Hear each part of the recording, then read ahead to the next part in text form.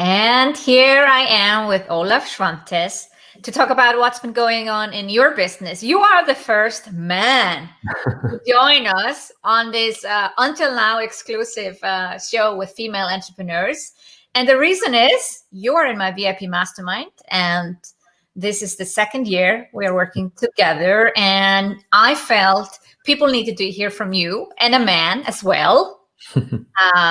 What's been going on in your business, also because your business wasn't really fully online. You also meet people in person, and it's been quite, a change for some of your clients because they were like used to meeting them in person and suddenly they couldn't, and some were okay with it and some not. So we're going to dive into that, and also relationships and Corona and lockdown. There were these horror stories coming out of China because they finished lockdown before us in Europe, and there were lots of divorces. So lots of topics that I'm curious to hear from you, Olaf.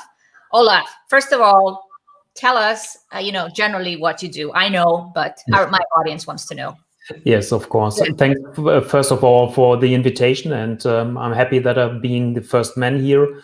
And thanks for this possibility. So my name is Olaf, and I'm located in Germany, northern Germany, and Hanover. And I'm working, as you said, with couples. And in the past, I said I was a relationship coach, and now I'm switched it to a love coach because at the end, it's about love, and I want to dive deeper into the love topic with the couples. This is the reason why I switched to the love coach and really works with the couples and help them to deepen their love. Yeah. So going back to I think it's first week of March, second week of March, the world turned upside down. And what happened with your clients, the ones you were seeing in your office? Did they suddenly say, I don't want to see you, or I can't see you? They're not allowed to see you. What happened in your practice? It's more or less, it's 50-50. I'm still allowed to work at that time as well because I have the license for that with them in my practice. So I have a lot of couples who said, okay, we'll still want to come into your practice because it's for us, it's the way we prefer. On one hand, on the second hand, it's what they're saying. We have small kids, and when we have the small kids, we are at home. We have all the time around us, so we couldn't concentrate. We couldn't work on our relationship. We couldn't dive deep into the topics because always one of the child or one of the kids is coming and hanging around. So that's disturbing. And on the other hand, I have some older couples who are saying, okay, maybe we are in the risk group and we want to be safe. And we worked in advance so that they are at the good point that they could go through this crisis and through this period of the COVID-19 to go on their own. And I offer all of them that they could contact me if they want to. We can work on via Zoom, or we can have a telephone chat when it's necessary. But unless now, it's that these couples stay on a good way. And I'm still in contact with them from time to time. I ask how it's going, give me an update, how things are going, when it's time for yourself for a next date. So this is one way. And the other way is that I'm getting more and more clients via online and via my YouTube channel, and they working with me via Zoom because they're from whole of Germany or Switzerland or Austria. And these are prefer and used to work via Zoom. So both at the end. Both, you had both experiences, but did you also have people that say, hey, I don't want to come into your praxis because of the danger of catching COVID-19, but I also don't want to go online? Yes, I have these two. I have two couples with small kids, and they say, okay, first of all, we don't want to come because of our kids. And the second one is what I said already is, okay, we couldn't work online with you because of our kids. Or I have an older couple as well. They said, okay, we have so much appointments online, and we don't want to work on our own relationship then online too, because we want to do that later on in my practice then, but not now. Not now, So it's been a financial hit for many people who had offline businesses. Did you feel that as well, or were you able to pick it up online? It's funny because first of all, I thought, okay, maybe it's really making me more trouble in my own business. But the fine thing was that in the same time, I'm get more love calls from people who find my YouTube videos, because at the beginning of the crisis they take a look. Okay, what could we do for our relationship? Because we feel now one is in a home office, the other one was already at home, so they get more problems with each other. So they are looking for some help and find my videos or podcasts. And so they contact me, and so I get new clients via Zoom who want to work with Zoom. So it's a bit that compares that, or not compare.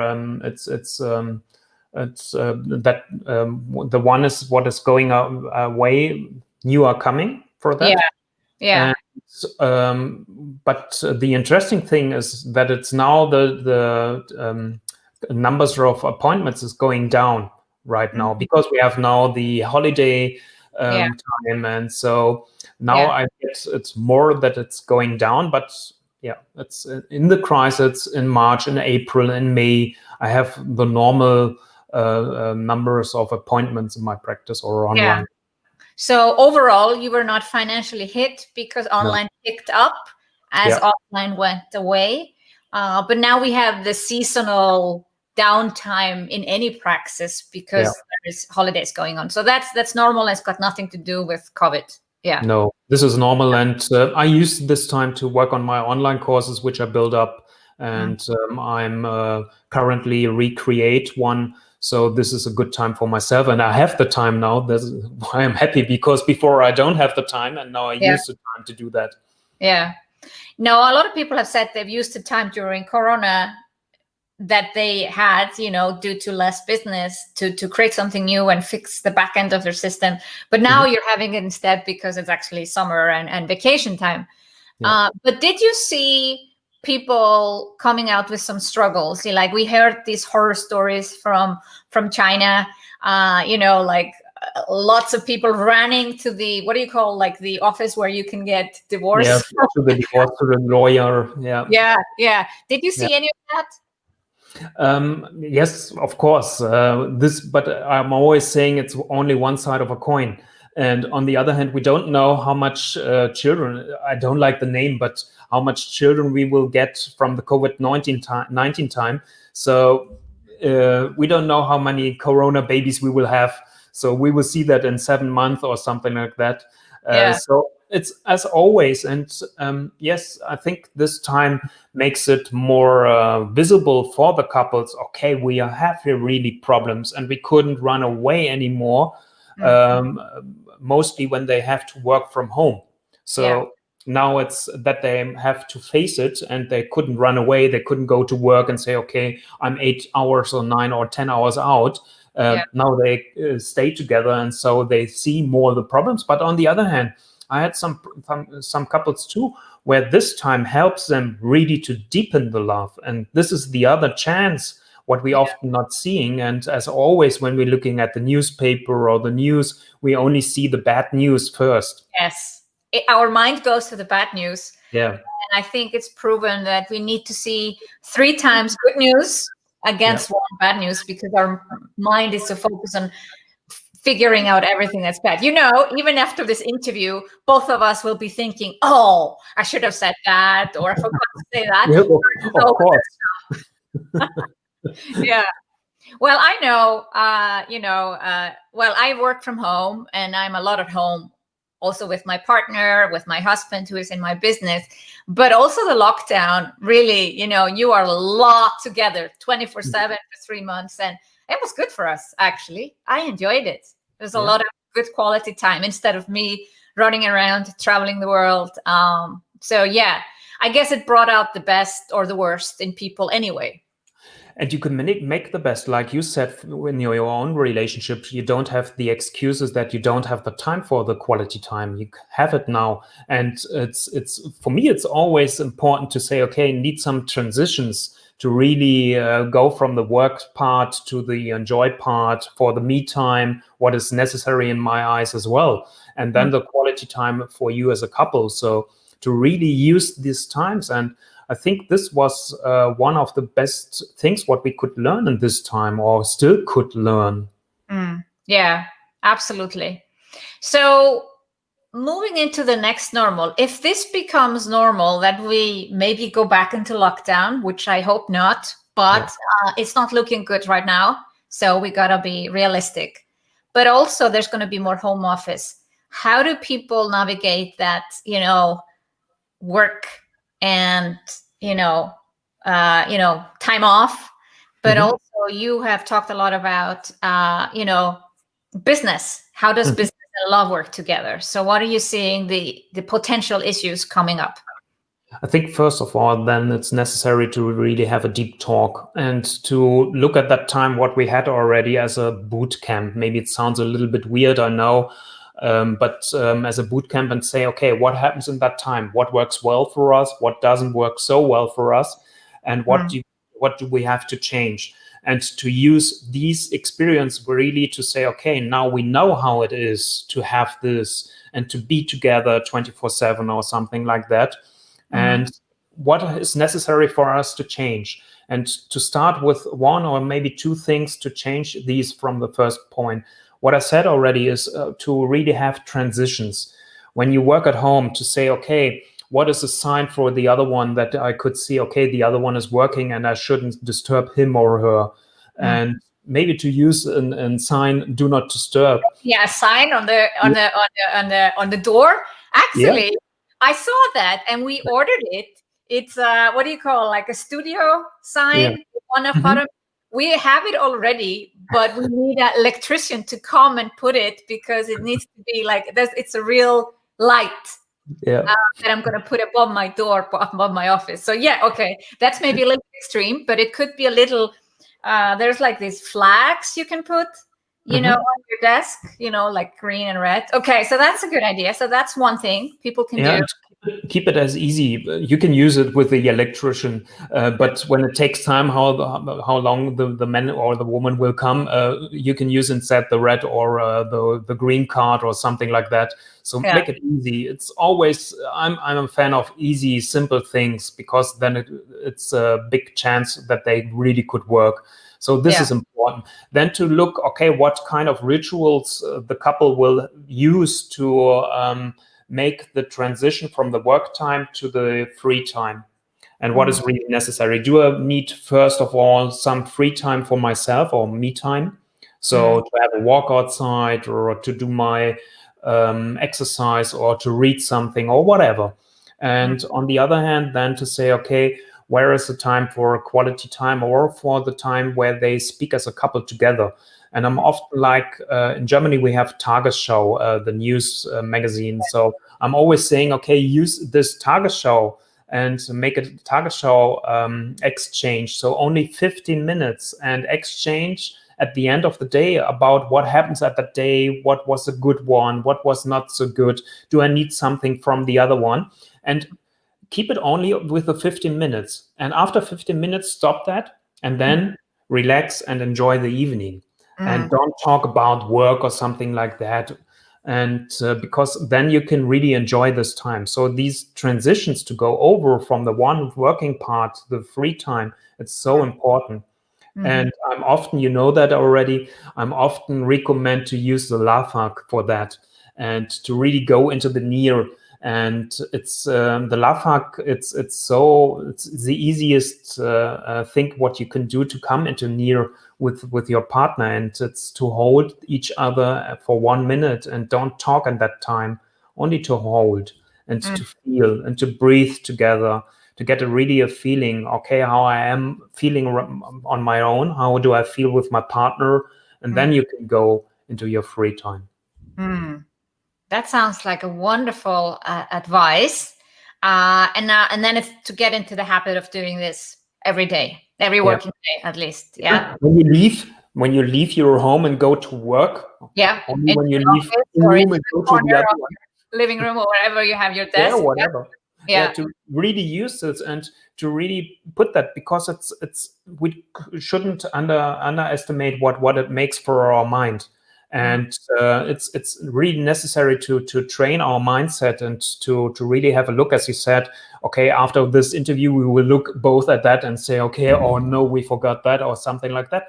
And but to put it in a positive way and to make it our mindset in a positive way, and it's always important this to use as well. Especially when you have want to find your balance between love and business, and when you have to do your business at home right now, it's so important to use it and to have a positive mindset, because there's I don't know, the university, there is something what they found out, 90% of our positive mindset coming from our thinking, and where I'm putting my focus. And when I'm putting the focus on the positive things, then it's helping me to get a positive mindset. And it's not about to say, okay, I'm pushing the bad things away. I'm looking at the bad things as well, but I'm looking on the good things also, and then to focus on that. Yeah, it is challenging. I know. It's challenging, we're so critical, and we are most critical of ourselves, and we see all the stuff that we do wrong versus actually saying, "Hey, I actually did a great job here." Yeah, we are not used to, because all of our education is training us to see or to watch at the point what is not working, to do it better. And we are educated like that. It's starting in the kindergarten, in the school, in the studies, when we study all these things. We are always used to that. When we start to work, we are used to, okay, it's fine, task is completed, next one. And in a relationship especially, I want to reach that it's not like you fulfilling your task, because it's a bit more than doing a task. We're talking about love. Yeah. What do you think will now change? If everyone is well, maybe not everyone will working from home. I think we will find some sort of a balance, but more people will work from home than before. Not some people will not want to go back. Will people be able to adapt to this, or do we all need to retrain ourselves in the way that you just described? Like, this feels like it's a new way of living that people are just not used to. And if they haven't heard you today, it can go south, it can go the wrong way. What do you think will happen? I think it will be a mixture. I think we will have the possibilities to go back to work, whatever that means. I think we don't need so much space like we had in the past for all the working spaces. I think there will be a big change. This is what my thought is. And what isn't then necessary to really not going south as a couple and not going into the divorce when you're married is to really find ways to how do we want to work, and how is it good. When you have a small apartment, when you have a small flat, you need to find something else. So one of the is going out something when it's possible, to find ways. Could I go to friends? Could I go to wherever when it's open, to a cafe, or to find their ways that you're not 24/7 on that, because with this you really lost or you will lost tenderness, and it will gone away. So it's necessary really to have times where you don't see each other, because otherwise over years I think it will be a real problem then. Yeah, that's an interesting point. So on one hand, we had this boot camp of everyone being together 24/7. But you say if this goes on for too long, it actually, even in a loving relationship, could hurt the relationship, because people need that time away. Now we are having the summer, me and my husband, I'm in Iceland for 2 months, but he is flying in 1 week back, coming back. And that's exciting, keeps excitement in the relationship, and it's picking you up from the airport. And even though it's not like so much fun to fly right now with the mask and the test in your nose, but that's actually a recipe for more success in the relationship. Yeah, I have the same, because my relationship, my girlfriend or my partner is living in Switzerland, and so I have the same. So I have to travel, or she has to travel, and so it's like you described. I came back yesterday evening, and so we stood together for 10 days.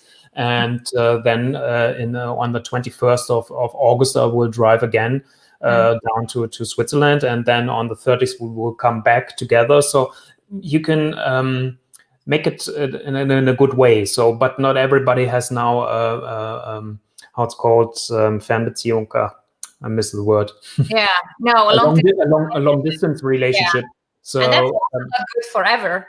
You Yeah. know, I think people want to live together, but you're talking about making that me time, not just me time, but my alone time or time alone, where we can just agree that somebody goes away or they meet friends on their own, if that's when and if that's possible, so that there is something to share. I know when Martin, my husband, goes and meets his friend, I'm like, yeah, and what's happening? Or who said what? And I want to know all the gossip.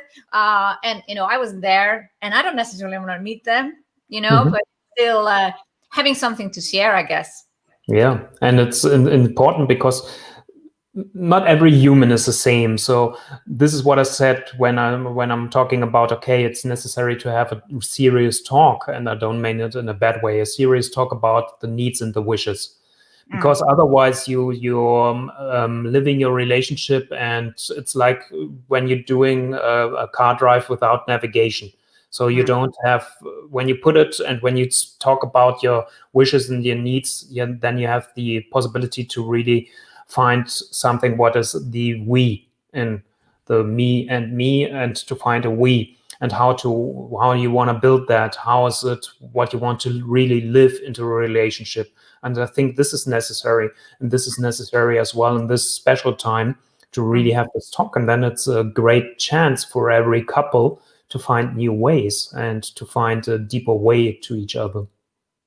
So if people feel watching this that they haven't had this talk in a long time, or maybe never, or maybe just in the beginning, should they just say, hey, let's have a talk, or do you suggest some method to the talk?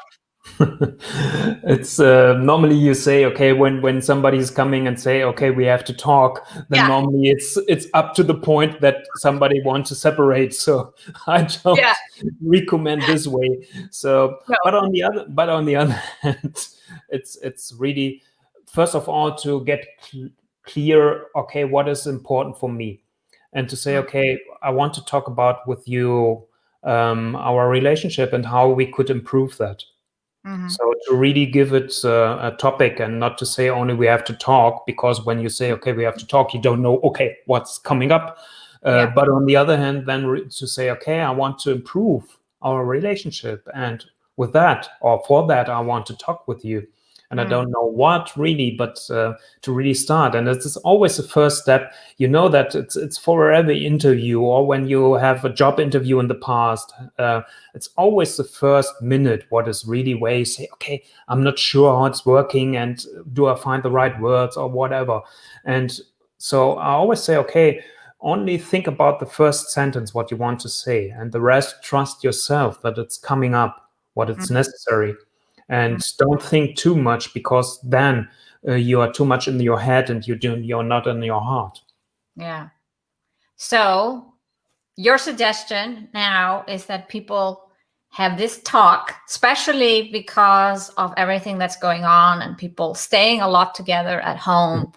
It is the time to have this talk, especially now. It's like holiday season. It's time to do something like this. It's a great time to do some vision work, whether it's your business or your love. Yeah, and I love this with the vision work, really to say, okay, how I want to live, what should happen here, what should be on our bucket list as a couple, and what I want to live with you, and what I want to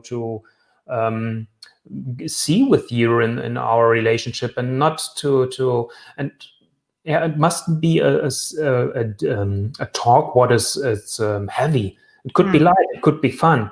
And I'm always a fan of humor and to take it a lighter way. And when you start early enough, then it's light enough. And then you can have these exchange on a higher level and a fun level. And especially when you're on a hiking tour, or when you're on the beach, or wherever you want to be, or when you lie in your own garden. It's fine to have this talk, and then I have here only water, I'm sorry about, but you can have a nice drink or whatever and have this talk. And it mustn't be so heavy or hard. Oh, we have to speak. And yeah.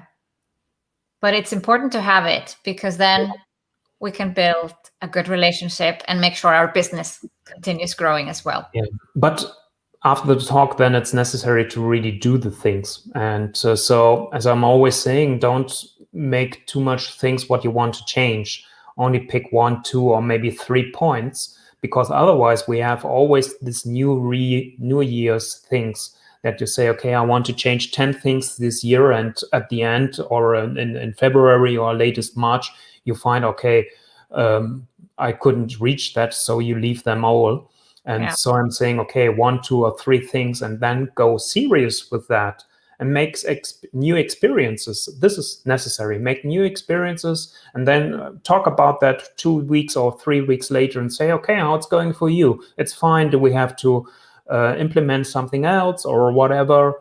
And to do it in a light way. It mustn't be so heavy. Let's make it light. Yeah. Make it light. Olaf, thank you for a wonderful conversation. I suggest people check out your YouTube channel if they want to find out more.